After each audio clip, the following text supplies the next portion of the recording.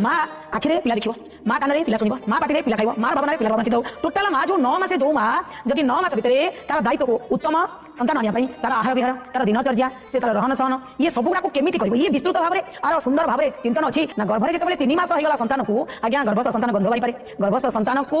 से सब शुणिपे सब बुझीपे से आरंभ हुए भितर घटना होची गर्भर संतान को 9 मास भितर माँ तार जीवन को परिवर्तन करदे सुसंस्कार कुसंस्कार दिया संस्कार कले गोटे सुसंस्कार गोटे कुसंस्कार कले खराब रास्तार पिलाटी जन्म हम है असामाजिक किंतु सुसंस्कार कले गोटे सत प्रवृत्ति चरित्रवान नैतिक मूल्यबोधर संतान जन्म होता माँ को कौन करने पड़ो ना से समय भितर माँ